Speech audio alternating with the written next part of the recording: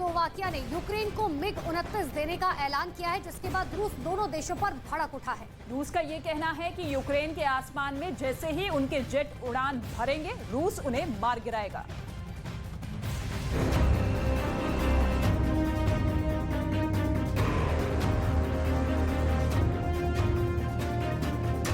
रूस यूक्रेन युद्ध में अब आसमानी जंग छिड़ने का वक्त आ गया है।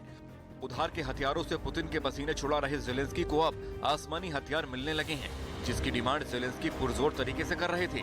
पिछले दिनों नेटो देशों की यात्रा पर निकले जेलेंस्की ने सभी देशों से फाइटर जेट्स देने की अपील की थी, जिसे सबसे पहले पोलैंड ने मान लिया था। पोलैंड ने यूक्रेन को 4 MiG-29 जेट देने का ऐलान किया, जिसके बाद स्लोवाकिया ने भी ये घोषणा कर दी थी कि वो यूक्रेन को 13 MiG-29 जेट देगा।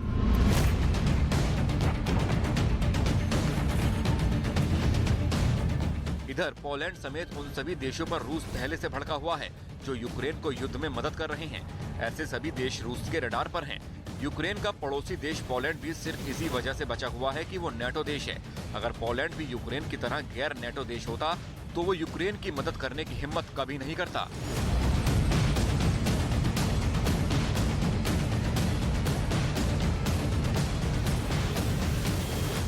रूस के प्रवक्ता दिमित्री पेस्कोव ने पोलैंड और स्लोवाकिया के जेट की मदद करने के ऐलान पर प्रतिक्रिया देते हुए कहा है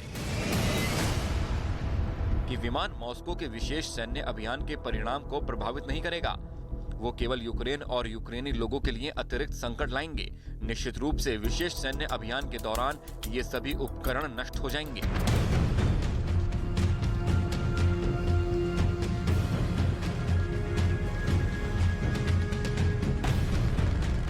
लेकिन यूक्रेन के लोगों का कहना है कि उन्हें वास्तव में अमेरिका निर्मित F-16 लड़ाकू विमानों की जरूरत है।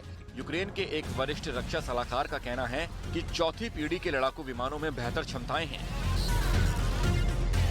इधर अमेरिका भी यूक्रेन को अपने आधुनिक F-16 जेट देने पर गंभीरता से विचार कर रहा है।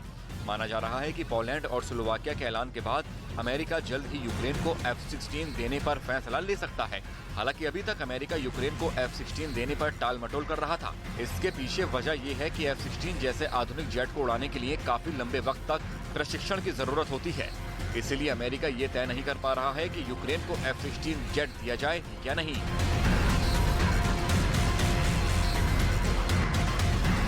पोलैंड और स्लोवाकिया के अलावा बाकी नेटो देश भी सोवियत जमाने के MiG-29 विमान यूक्रेन को देने पर विचार कर रहे हैं।